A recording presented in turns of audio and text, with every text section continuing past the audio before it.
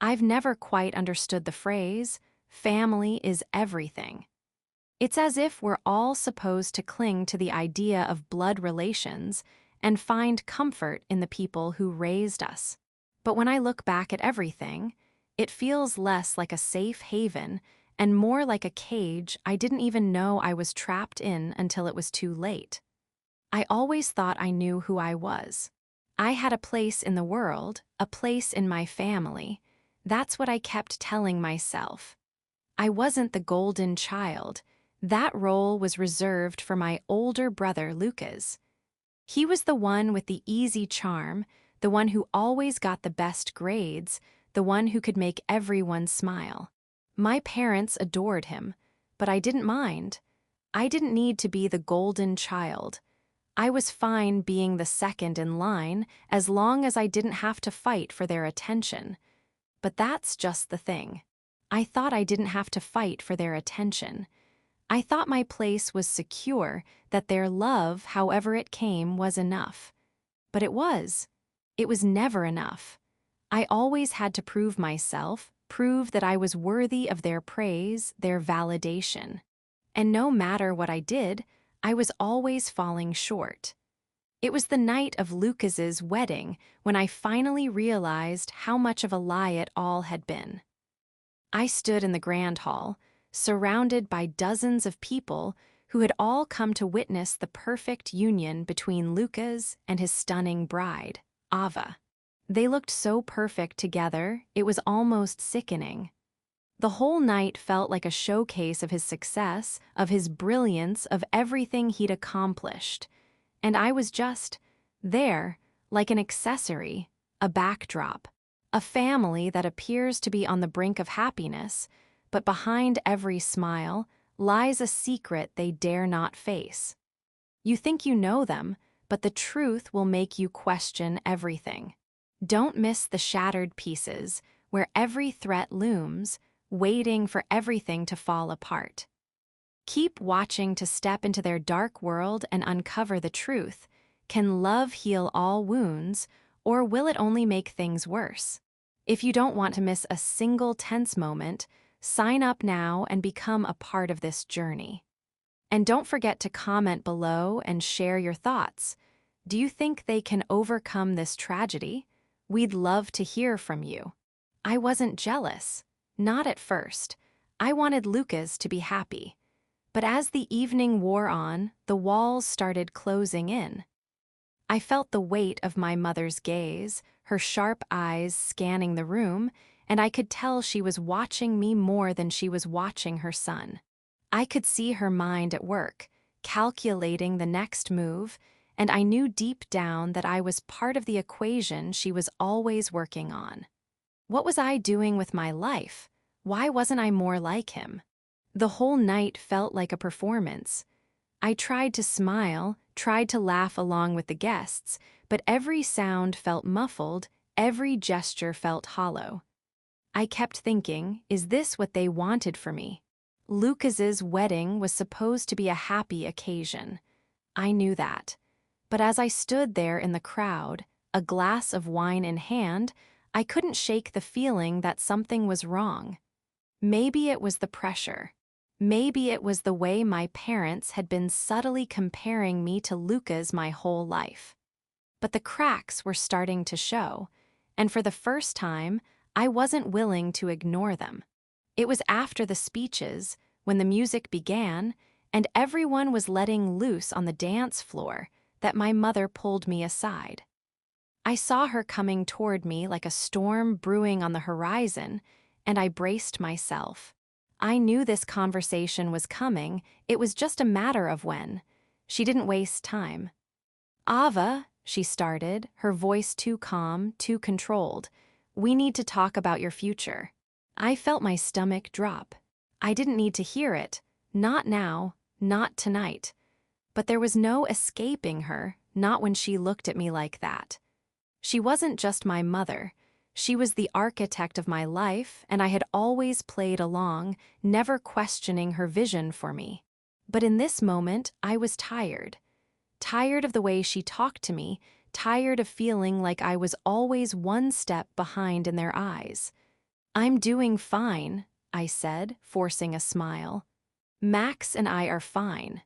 We're. She cut me off with a dismissive wave of her hand. You're not getting any younger, Ava, and you're not getting any closer to getting it right. Max is a nice enough guy, but he doesn't have what you need. You deserve more than this. Don't you see that? I felt a rush of heat flood my face. She was always so direct, so sure of herself, but I wasn't having it this time. Not tonight. Mom, I said, my voice quieter than I wanted it to be, I love him. That's all that matters. She laughed, the sound was cold. Love? Love doesn't pay the bills, sweetheart. Love doesn't give you the life you deserve. Max isn't the man who can give you what you need. You're just settling. I shook my head, the anger bubbling up inside me. You don't get to tell me what I need, Mom. You don't get to decide what my life looks like. I don't want the life you're trying to plan for me. I want mine. Her eyes narrowed, the smile fading from her lips. I know what's best for you, Ava. You're too young to understand it right now, but one day you'll thank me. You'll see how hard I work to give you the life you have. Her words hit me like a slap, and for the first time in my life, I didn't want to hear her talk about what she wanted. I was tired of being her project, tired of being the person who had to fall in line with her perfect vision. I was tired of feeling like I wasn't enough, like I had to sacrifice my own happiness just to meet her standards. I don't need your approval, Mom, I said, my voice firm now. I don't need you to tell me how to live my life. For a split second, I saw the flicker of surprise in her eyes, but it didn't last long. She quickly masked it with that familiar, icy smile. You'll see. One day you'll understand. And with that, she walked away, leaving me standing in the middle of the room, feeling smaller than ever. I didn't know it then, but that was the moment everything changed. That was the moment I stopped pretending. The moment I realized that no matter how hard I tried to please them, it would never be enough. It wasn't about love. It wasn't about family. It was about control. And I was done being controlled. As I stood there, watching my family celebrate, the realization hit me like a freight train. This was never about what I wanted. It was about what they wanted. And no matter how much I tried to bend, I would never fit into the box they had created for me. I wanted out. I needed to make a choice, one that wasn't dictated by anyone but me, but I didn't know how, not yet. And that was when the storm started. I've always thought of myself as a patient person, someone who could wait for things to fall into place. But the thing about waiting is, eventually you start to realize that the pieces you're waiting for might never come. They're not pieces at all. They're illusions, lies that we tell ourselves to make us feel better. And in that moment, after my mother's words sank into me, I realized I was done waiting. Done pretending that things would ever be what I thought they were. The days after the wedding felt like a blur. I went through the motions, going to work, spending time with Max, trying to hold onto some semblance of normalcy. But I could feel something shifting inside me. The feeling of being caged had started to grow, and now it was more suffocating than ever. I kept replaying that conversation with my mother over and over in my mind, her voice echoing in my head. You deserve more than this. But what if more wasn't what I wanted? What if, in wanting more, I was only losing myself? The house I grew up in, my parents' house, never felt like mine, not really. It felt like a museum of their ideals, their expectations, their perfect life that they had built around me. I had never been given the freedom to carve my own space, my own identity. It was always about being the dutiful daughter, the one who didn't rock the boat. But every corner of that house felt like a trap now. I didn't belong there. I didn't belong in the life they were building for me. It wasn't just my mother anymore. It was my father, too. He hadn't said much after the wedding. He never did. But the silence between us was deafening. I knew what he thought. He thought I was wasting my life with Max. He thought I was throwing away everything they had given me, everything he had worked for, to live some alternative life that didn't fit into his perfect little world. But I wasn't the perfect daughter. I never was. And for the first time, I didn't want to be. One night after dinner, I couldn't take it anymore. I had spent weeks simmering in frustration, and it finally boiled over. The moment came when my father was sitting in his usual chair, reading his paper, and my mother was pacing the kitchen, her back stiff with that air of authority she always carried. I stood there, staring at them, and the words just came out, unplanned and raw. "I'm done," I said, my voice cutting through the quiet room like a blade. My mother froze mid-step, her gaze snapping to mine. My father didn't even look up from his paper. "Done with what, Ava?" he asked, his tone flat, as if he was already dismissing me without needing to hear the rest. "I'm done with this," I said again, the words tasting foreign in my mouth but freeing at the same time. "Done with this life, this game you've been playing. I'm not a part of it anymore." That made my father put the paper down. He sighed heavily, the kind of sigh a parent gives when they know their child is being difficult and needs to be taught a lesson. "Ava, you're overreacting. You don't understand what's at stake here. We're doing this for your own good." "You don't get it," I shot back, taking a step forward. "This isn't for my own good. This is about you, about what you want for me. You've never asked what I wanted, have you? Not once." "Don't talk back to your father," my mother snapped, her voice sharp as glass. But I didn't back down. "I'm not asking for your approval anymore," I said. "I'm not going to sit around and play by your rules just to make you happy. I've spent my entire life doing that, and I'm done. I want something different. I want my own life." There was a long silence, the kind where you can hear the weight of a decision hanging in the air, and I could see the shock in their faces. My father's jaw clenched, his fingers gripping the arms of his chair like he was trying to hold on to something, anything. "You're throwing everything away," he finally said, his voice low but full of something darker. "You're throwing away everything we've built for you." "We didn't build anything for me," I said. "You built it for yourselves, and I don't want it." "I never did." My mother stepped forward, her hands shaking with rage. "You think you know everything, don't you? You think you have all the answers. You'll see, Ava, one day you'll regret this." "I don't think I will," I replied, standing my ground.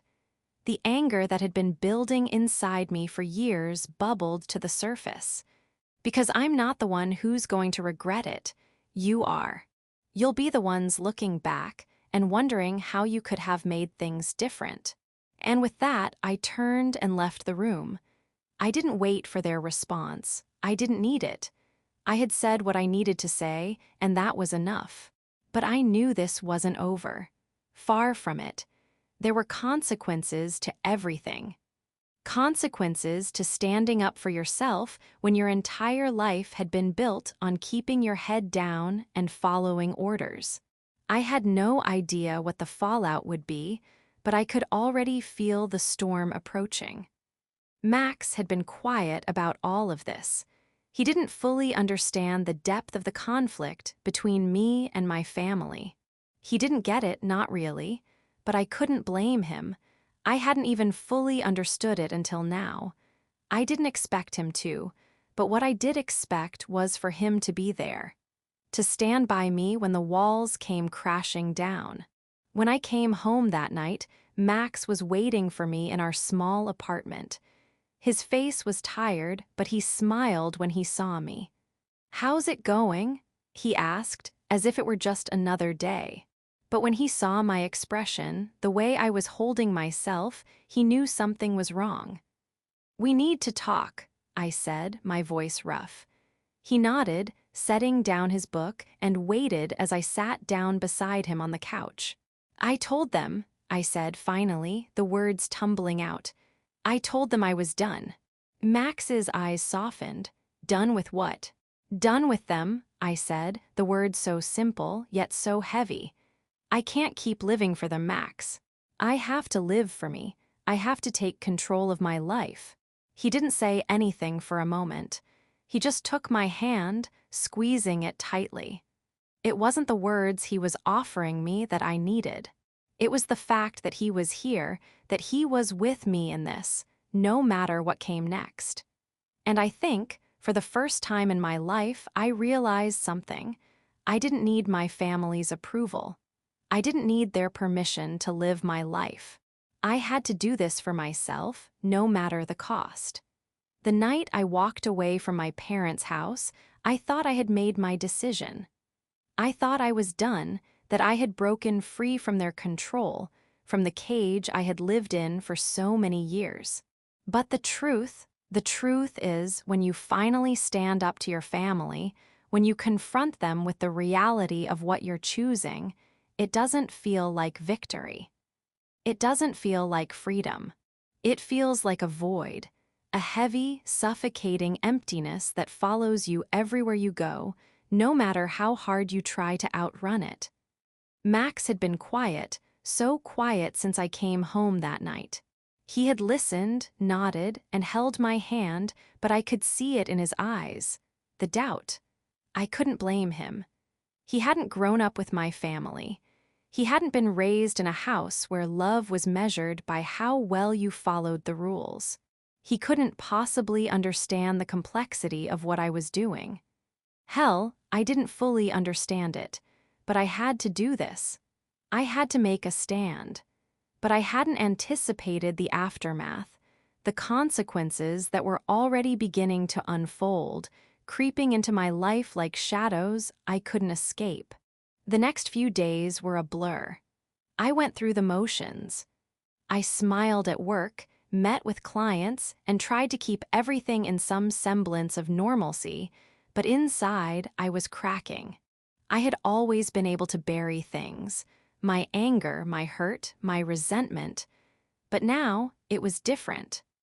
Now, the weight of what I had done was so heavy that it seemed like the world was pressing down on me with every step I took. I couldn't run from it. I couldn't escape it. The phone call came 2 days later.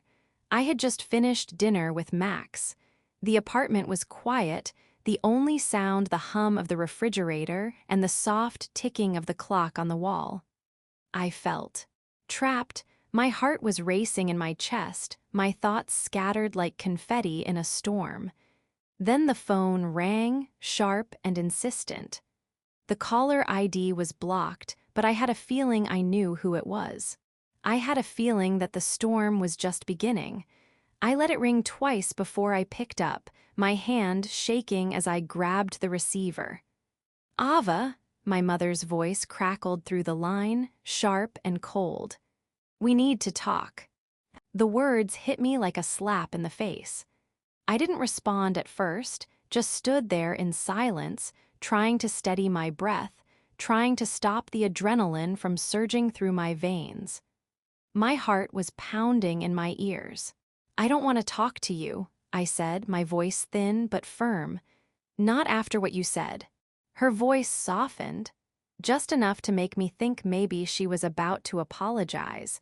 Maybe she'd finally seen how far she'd gone. But I was wrong, so wrong. "Ava, you don't understand," she said, her voice dripping with that same tone she always used when she wanted to manipulate me. "This isn't just about you. This is about our family, about what you're destroying.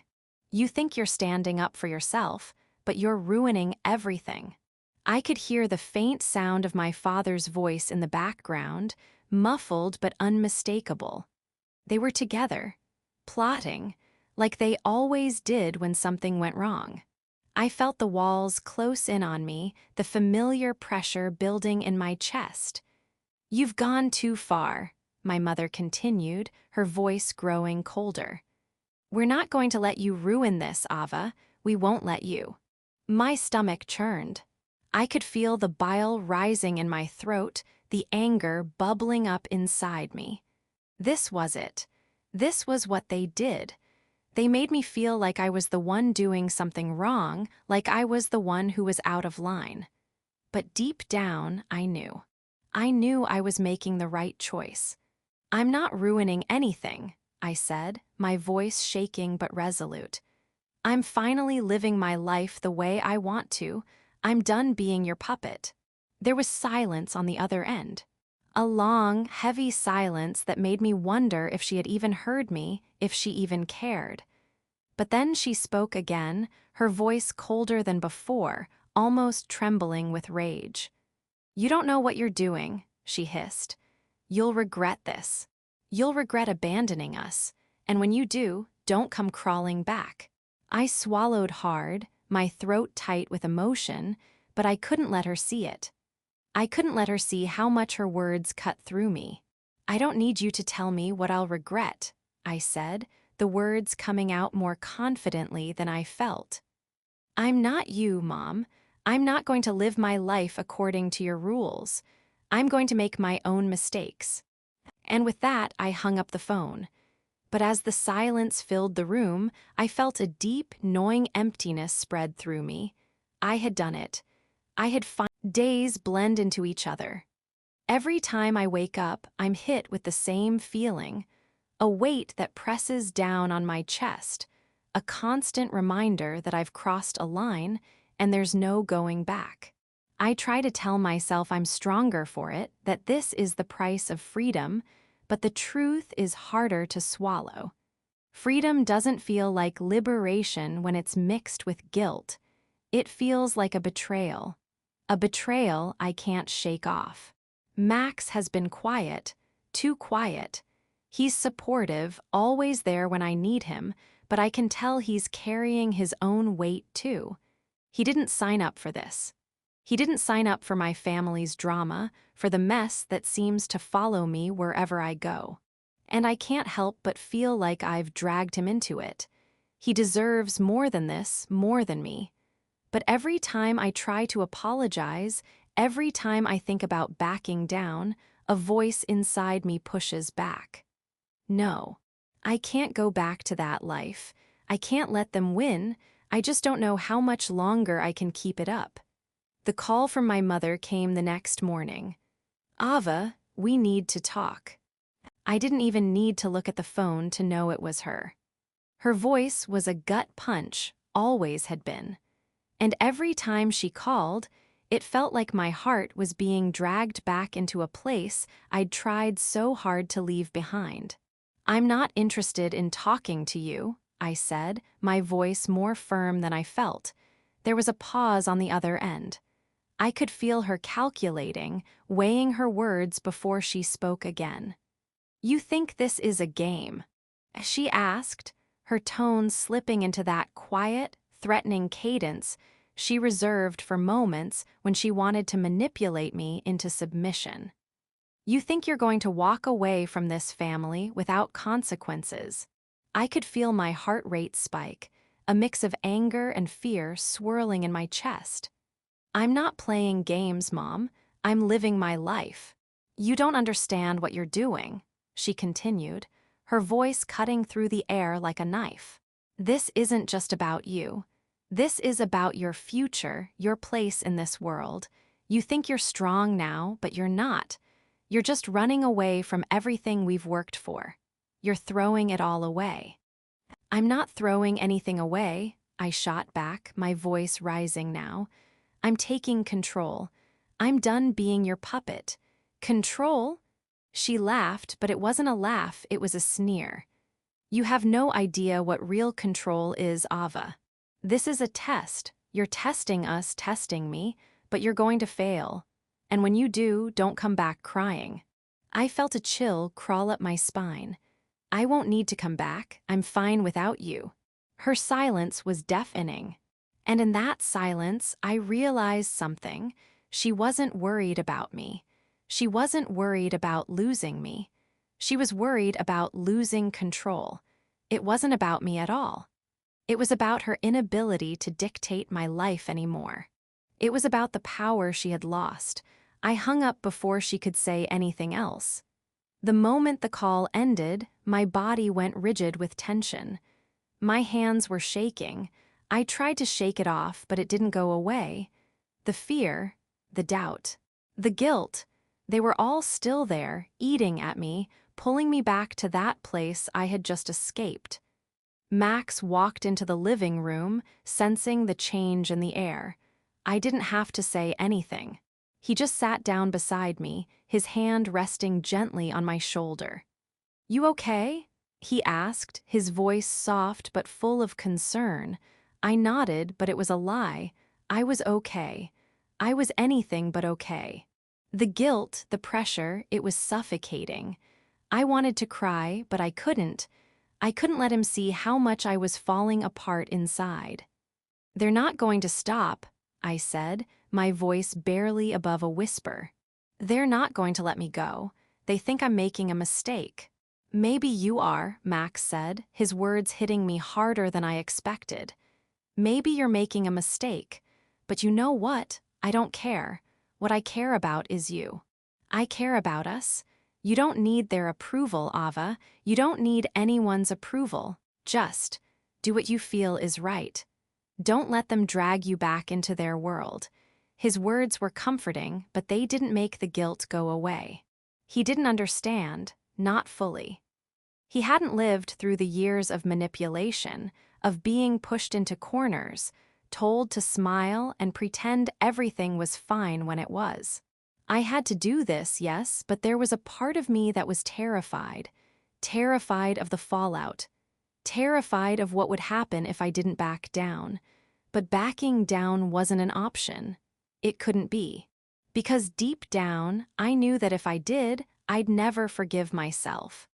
The next few days were a whirlwind. My mother didn't stop calling. My father sent me text messages, more threatening than supportive, each one a reminder of the mistake I had made.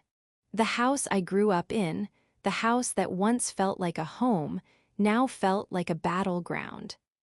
Every time I saw a message from them, my stomach would turn, and I'd have to remind myself that this was the price of freedom. I didn't answer their calls, I didn't respond to their texts, and as the days passed, I started to feel something shift inside me, something that I hadn't felt before, something that terrified me.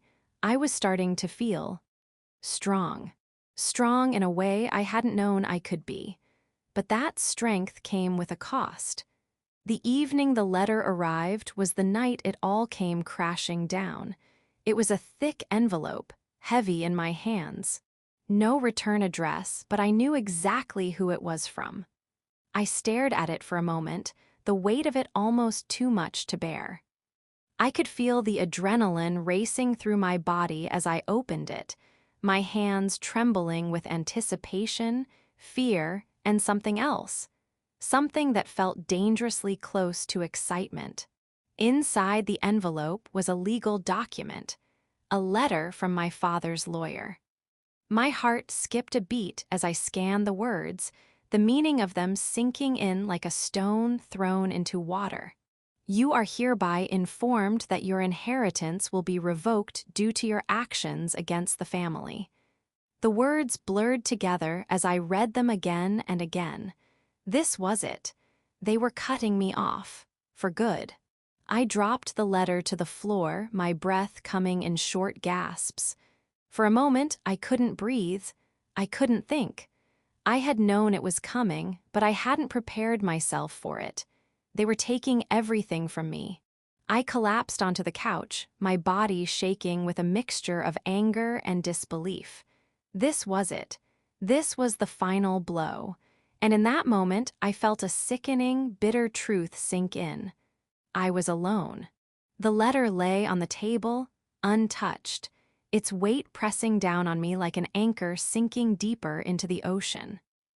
I stared at it for what felt like hours, but all I could see was the cold, sterile words printed on the page, words that had just shattered everything I thought I knew.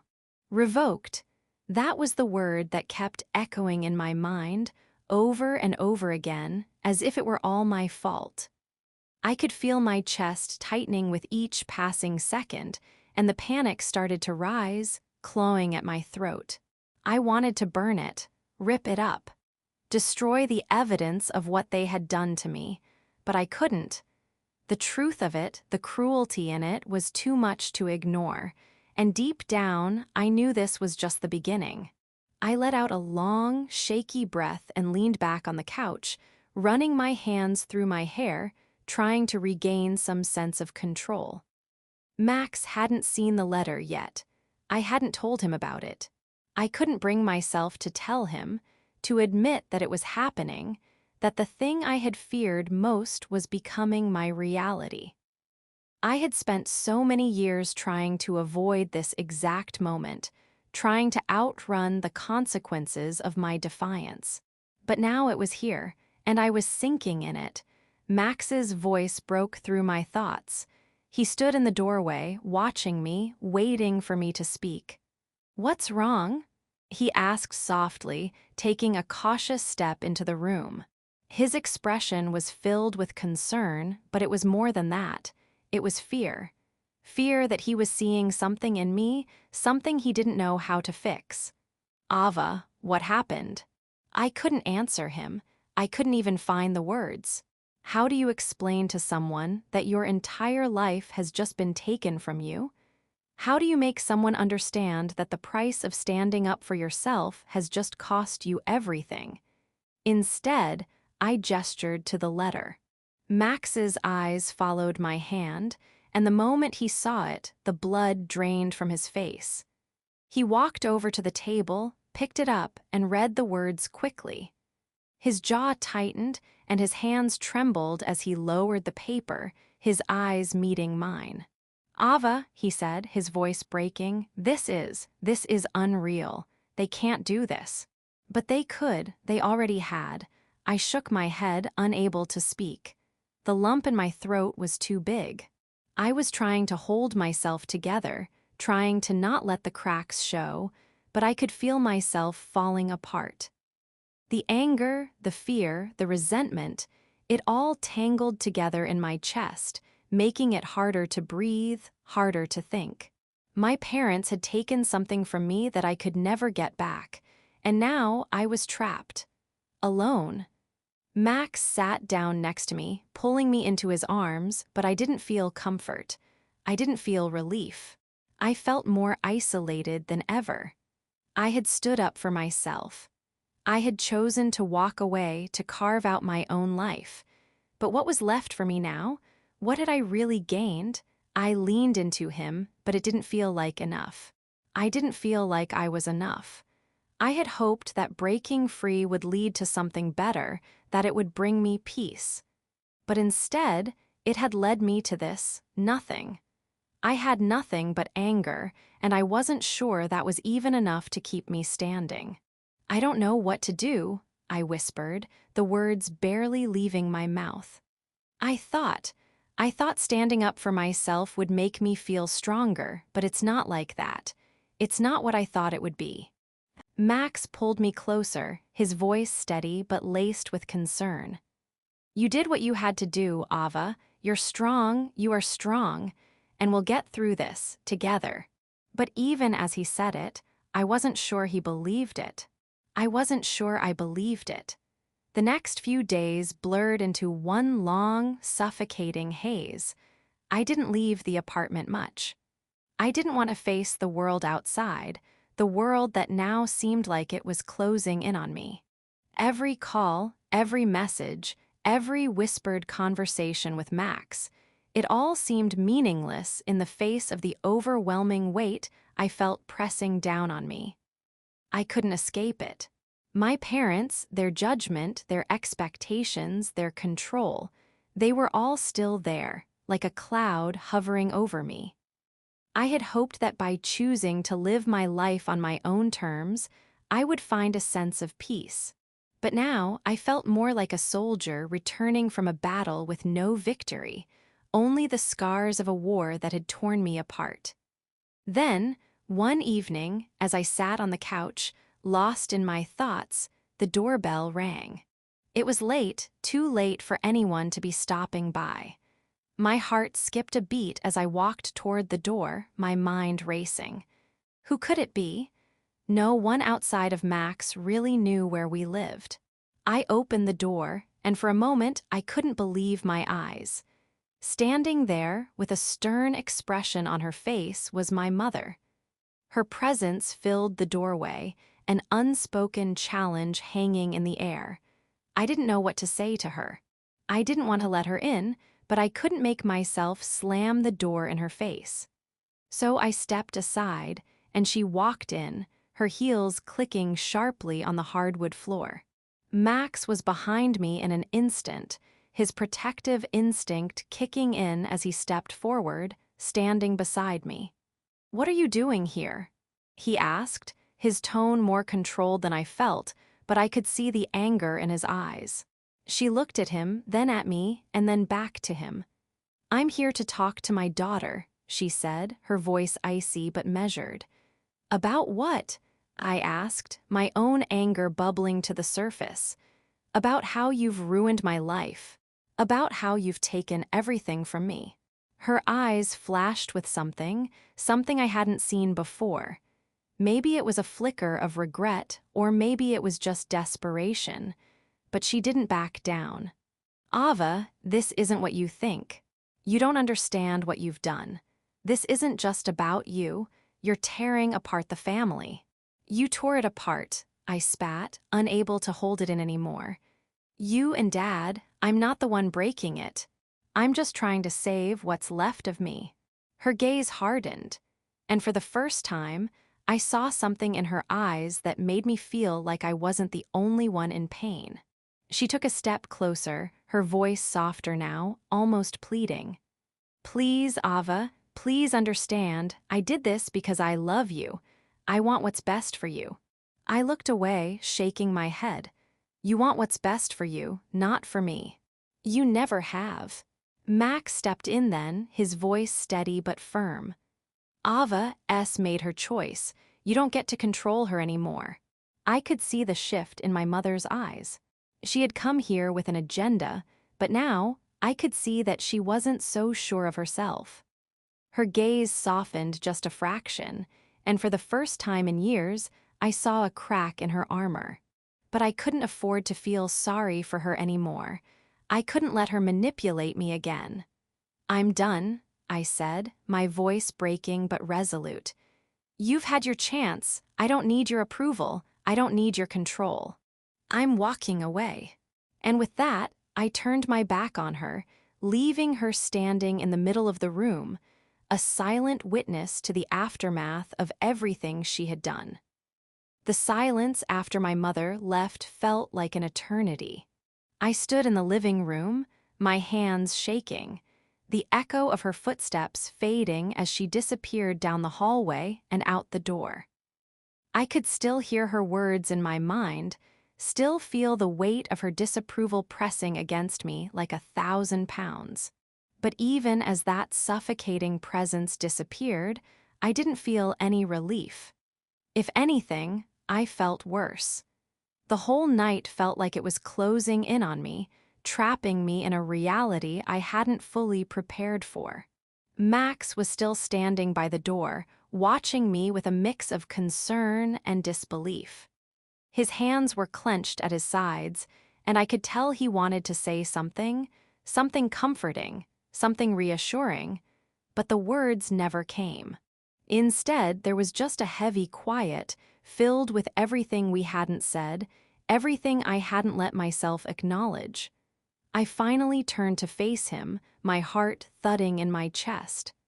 "I thought I'd be stronger," I whispered. "I thought standing up for myself would make me feel free, but now all I feel is empty." He walked over to me slowly, his steps careful, like he was afraid of breaking me completely. He didn't say anything at first. He just pulled me into his arms, and I let myself sink into the warmth of him, as if trying to pull all the pieces of myself back together. But the emptiness inside me wouldn't go away. It wasn't just the rejection from my family. It wasn't just the pain of losing them. It was the realization that the freedom I had fought for had come at a cost I hadn't fully understood. "I'm sorry," I said, the words slipping out before I could stop them. "I didn't want this to happen. I didn't want to hurt anyone, but I've lost everything, Max. Everything." "You didn't lose everything," he said softly, his hands running up and down my back in soothing motions. "You've gained something, Ava. You've gained yourself." But his words didn't feel like enough. It didn't matter how many times he told me I was strong or that I had done the right thing. I didn't feel strong. I didn't feel right. I felt alone.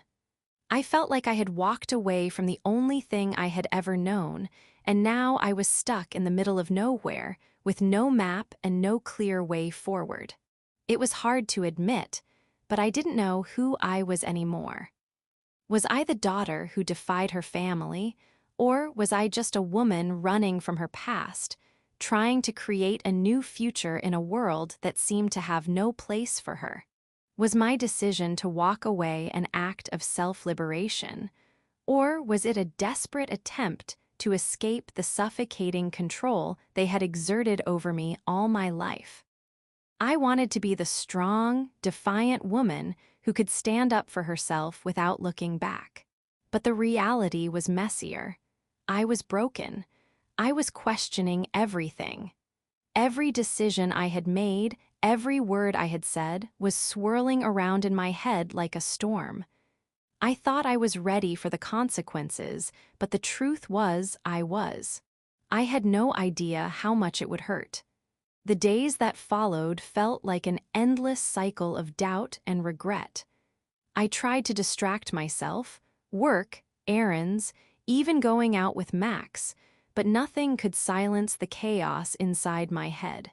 The more I thought about it, the more it felt like I had sacrificed everything for an ideal of freedom that didn't even exist. My family was gone. The inheritance was gone. All I had was a messy apartment and a man who loved me but didn't fully understand what I was going through. And that's when it hit me. I had thought I could escape. I had believed that leaving my family behind would free me. But it wasn't freedom. It was just loss. And now I was left to pick up the pieces of a life I didn't even recognize anymore. I spent more and more time walking around the city, trying to outrun the dark thoughts chasing me. The streets were busy, full of people moving in every direction, but I couldn't shake the feeling that I was the only one stuck, the only one standing still while everything around me continued to move forward. I thought I was going to drown in this feeling of isolation, but I didn't know where to go for help. Max tried, but I couldn't bring myself to fully let him in. I couldn't bring myself to explain the depth of the pain I was feeling. He didn't deserve to carry my weight. It wasn't until one afternoon, as I sat in a small cafe, nursing a cup of lukewarm coffee, that I realized something. It wasn't about them. It wasn't about what I had lost. It wasn't even about what I had gained. It was about me. For the first time, I understood that my journey wasn't just about cutting ties with my family. It wasn't just about taking control of my life. It was about finding myself. The real Ava, not the one they had shaped, not the one they had expected me to be, but the woman who was allowed to make mistakes, to stand up for what she believed in, even if it meant sacrificing everything she had ever known. But that wasn't the end of it. The storm was still coming. I knew that now. The decisions I had made weren't just going to affect me and Max. They were going to shake everything I had ever known to its core. And my family, they weren't going to let me go without a fight. They had already shown me that. I thought back to that letter. I thought back to the final words my father had written to me, telling me I was no longer part of the family, telling me that I had forfeited my place. The weight of everything that had happened still clung to me, but something had shifted. It wasn't sudden, and it wasn't clean. It didn't come with a grand epiphany, no moment of clarity where everything fell into place. No, it was much quieter than that.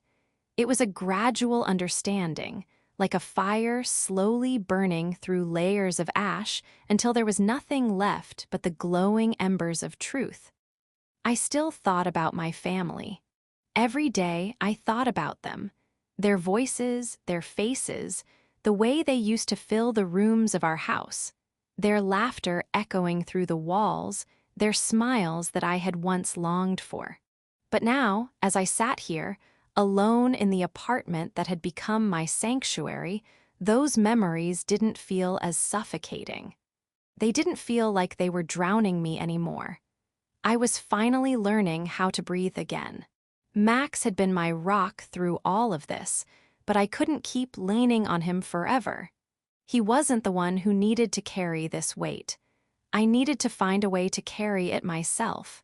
I needed to find the strength to stand on my own 2 feet without the constant pull of the past dragging me back. I hadn't heard from my parents in weeks. No calls, no messages, no attempts to reach out. It was like they had disappeared from my life entirely. The silence between us wasn't just deafening, it was final. And for the first time in my life, I felt a sense of peace in that silence. I had always been terrified of what might happen if they truly abandoned me, but now I was starting to see the truth. They hadn't abandoned me. They had forced me to abandon them. And that was the gift I hadn't realized I'd been given. I couldn't keep running from my decisions. I couldn't keep hiding in the shadows of the life they had planned for me. The time had come for me to confront what lay ahead, to face the consequences of the life I was trying to build. And if that meant losing the remnants of my family, so be it. I couldn't live in their world anymore. The doorbell rang, snapping me out of my thoughts. I hadn't been expecting anyone. My heart skipped a beat and I froze, a familiar knot forming in my stomach. I didn't want to face anyone, especially if it was them. I couldn't bear another confrontation. Not right now, but I had to face it eventually. I stood up slowly, wiped my palms on my jeans, and walked to the door. My mind raced. What if it was my father or my mother? Or, worst of all, what if it was Luca's, coming to tell me how disappointed they were, to remind me of how I had ruined everything? I opened the door, bracing myself for whatever was on the other side. But it wasn't my family. Standing there in the threshold was a woman I hadn't expected to see. She was older than me, well-dressed, and had an air of confidence about her that made me feel both uncomfortable and intrigued. She smiled warmly, though her eyes held a quiet intensity that made me wonder why she was here. "Ava Jennings?" she asked, her voice crisp and clear. "That's me," I said, unsure of what to expect next. "I'm Lenora Harper," she introduced herself, extending her hand. "I'm a lawyer. I represent a company that's been following your recent work with housing equity, and we're very impressed with your project. I'd like to talk to you about a potential opportunity." My breath caught in my throat. A lawyer, an opportunity. My mind raced, trying to piece together what was happening. Sorry, I'm not sure I understand," I stammered, still processing the shock of seeing someone at my door with such an unexpected proposition. "Would you mind if I came in?" Lenora asked, her eyes assessing me as she spoke, her voice still calm, but with an edge of professionalism that made me feel like I was being tested. "Sure," I replied, stepping aside to let her in. I closed the door behind her, still unsure of what to make of this visit. The last thing I expected was a stranger showing up at my door, offering me something I wasn't sure I even wanted. She sat down on the couch and I joined her, taking a seat across from her. She didn't waste time getting to the point. "I've been following your work with the nonprofit," she began, folding her hands in her lap. "I believe you have a unique vision for affordable housing that could truly make a difference.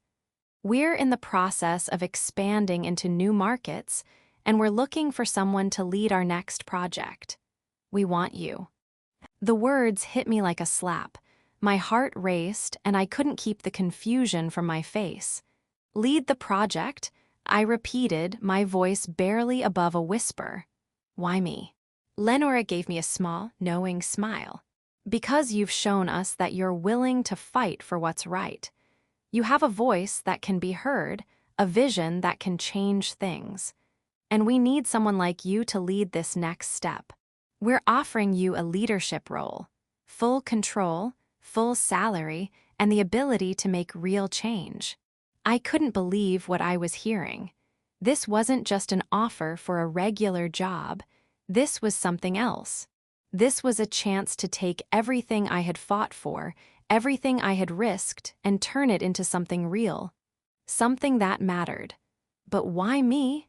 I asked again, my voice stronger this time. "There are other people. Why would you come to me?" Lenora leaned forward, her eyes locking with mine. "Because you're exactly the kind of person we need. You've been through something painful, and it's given you the strength to see things differently, to act in ways that most people can't. I think you'll be perfect for this role." I sat there in stunned silence, processing her words. I had spent so long feeling lost, so long wondering if I had made the right decision in walking away from my family, from everything that had been familiar to me. But now, here I was, being offered a chance to take control of my own destiny, to build something that could actually change lives. For the first time in what felt like forever, I allowed myself to feel something other than fear. I allowed myself to feel hope. "I don't know what to say," I finally managed to say, my voice trembling. "I've never been offered something like this before." "You don't have to say anything right now," Lenora replied, her smile widening. "Take your time, but think about it. This is a chance for you to create the future you've always wanted on your terms, no one else's." I nodded slowly, the weight of the decision starting to settle in. This wasn't just an opportunity for a job. This was a chance to build the life I had always dreamed of, a life where I called the shots, where I wasn't held back by anyone's expectations.